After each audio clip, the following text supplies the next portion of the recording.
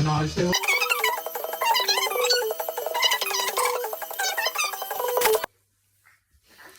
Dneska je piatoček, už sa teším na večer. Vychladená vodečka na bare čaká. Tak momentálne to vypadá asi takto. Som mega unavená už. Proste. Venku je krásne, šla bych ven, ale myslím si, že by som... No proste, bylo by to na úkor môjho spánku odpoledného. A ja mám rada svoj spánek odpoledný a jakýkoľvek iný. Tento nenávidí spánek, ten sa mu bráni. A ja sa mu bránim, aby som nezaspala pri ňom. Jesus! Ešte, že pekne. Po asi mesíci, co tu byla iba mlha a nebyl vidět ani kostel. Konečne krásne. Dúfam, že si zajdeme na kafe. Že, Antoníne? Šalmo, proč mi kúšeš kalhoty? Proč? Ja sa ptám, proč?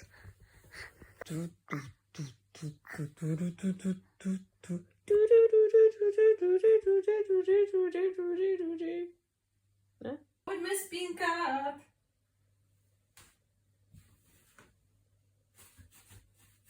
Neber mi tú nožičku.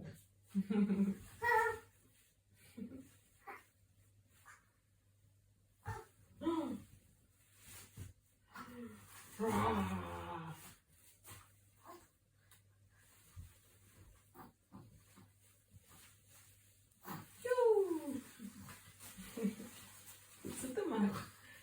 Najlepší hračka toto? Antipochcávací plena.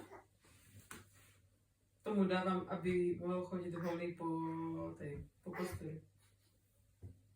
Chodit hlavne.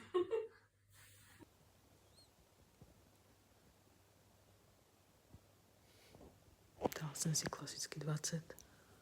Dala bych si aj díl, ale bylo tam krátke intermezzo. A.k.a. musel jsem nakojit a už sa mi nechce spát. Tak si dám kafe. Ty bylo to, co je za styl prostě. Káva instantná do toho šláčka, tež prostě polotovár.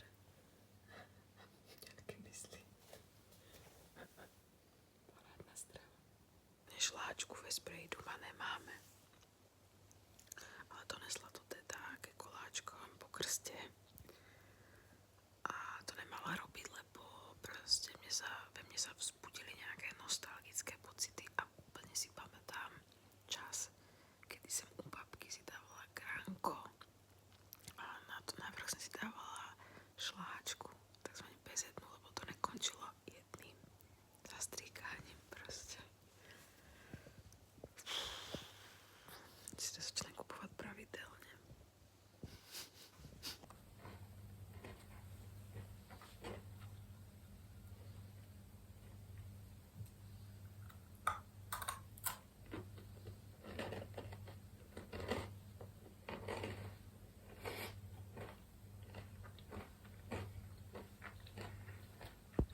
Po týdni, kedy tedy byla iba mlha, bylo dneska krásne. Chcela som ísť ven. Furt chcem ísť ven, ale je tu zase toto.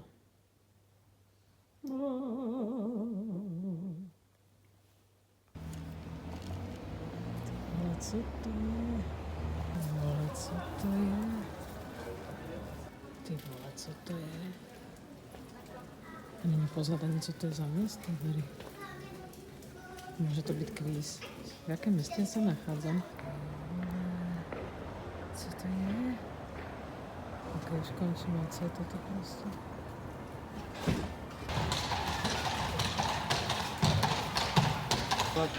Chcela jsem porodit konkrétnu ozdobu a asi mi to popadalo. Ty vole.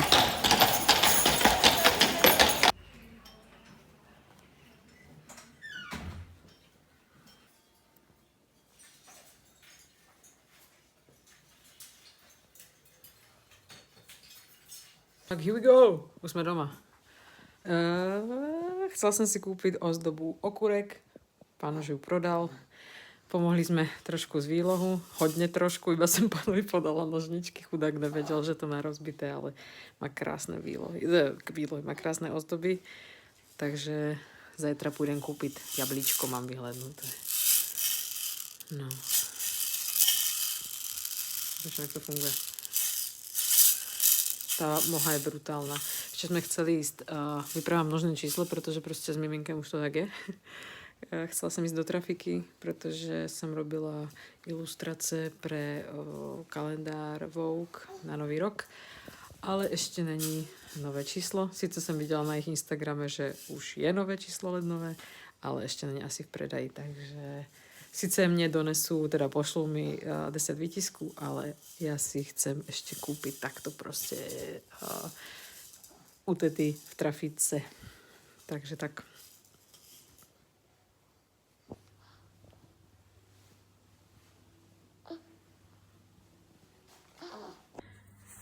Pomoc! Pomoc! Pomoc! Pomoc! Pomoc! Nošení miminka, prípravy večere, zjedenie večere, ešte tady dojížďam vývar a uspávam pomaly. Myslím si, že nosítko je najlepší voľná možnosť. A ja si do toho dávam tady sex ve městě. No, takže snad bude dobrá noc. I hope so. Shoutout mojej sestre za tyto krásne vánočné kondómy. Kecam, sú krátka. Nevím, či mi nechcela něco naznačit, ale ne.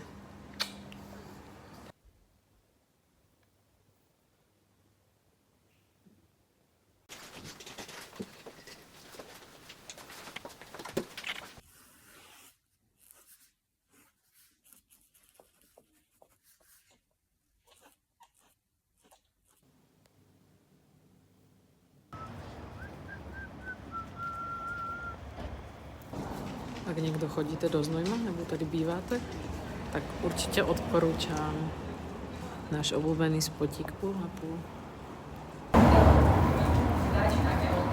Najlepší pečeno, najlepší. Môžem povedať, že fakt konkurujú v Prahe brutálne.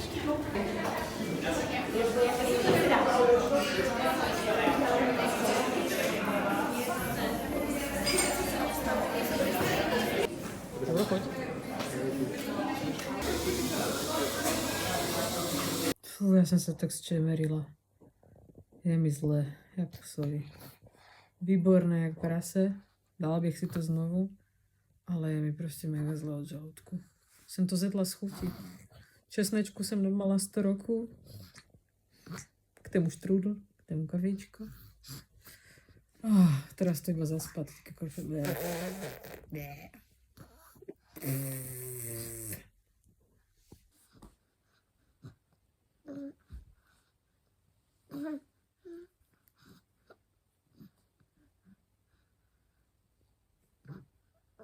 Řekni dědek. Jejda. Řekni dědek.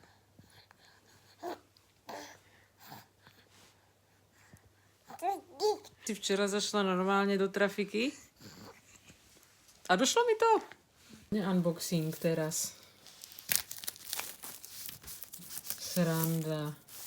Antoníne, pozor na ten sáček. No. Vždycky to je po té jiné straně, než se dívám.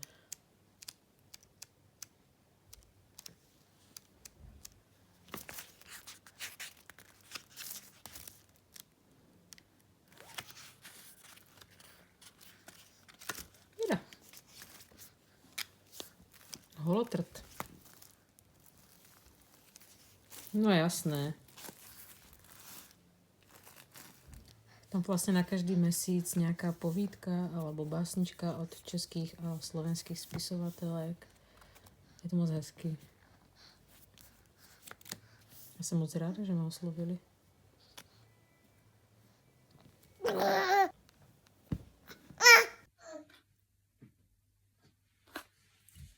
Tak místo okurky je jabko. Není to symbol znojma, ale je to cute. Sice to vypadá jak meruňka, ale může být.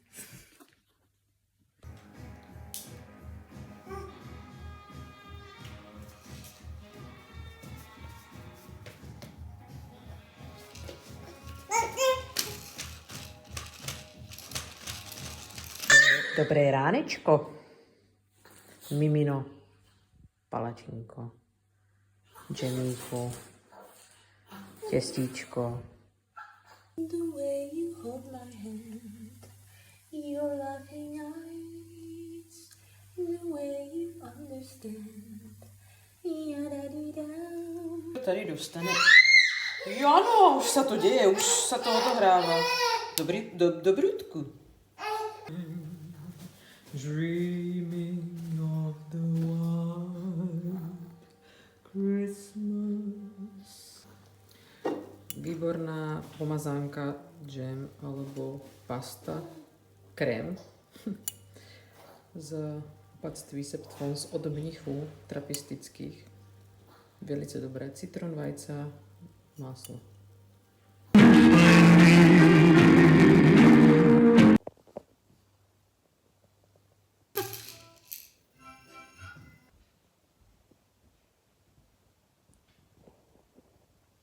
Tak pěkně, jak si tam chystáme.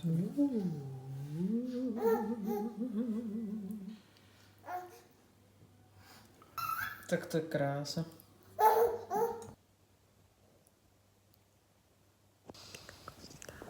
Stále spinka.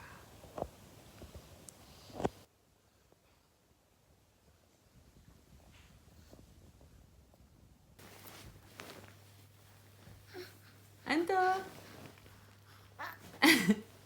Mám tu na návštěvě rodičů, tak si užívám vegetíček a pohoděnku. A že já jsem ani neuspávala malého, což je úplná pecka. No, mám pomalé ráno.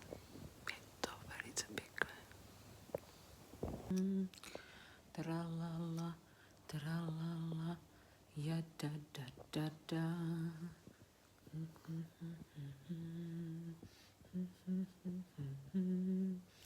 Ja da da, tralala, ja da da da da.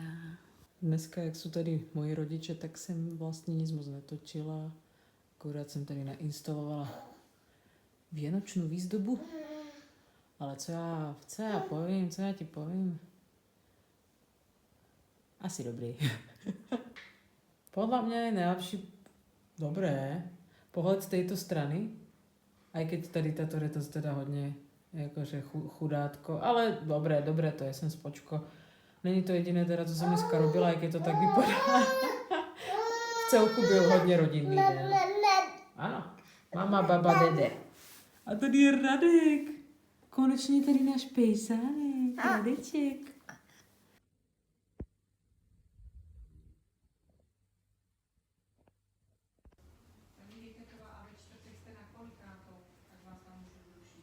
Bába, robíš. Tak vlak jde to. Jedeme. Vůbec nechápem, proč se táto věc ještě nestala populárna. V Česku teda. Trubičky a oplatky vánočné. To je prostě tak dobrá věc. Geniálne. Očakávám, že budúci rok na trhoch to bude všade. Prostě nové trdelníky, chápeš?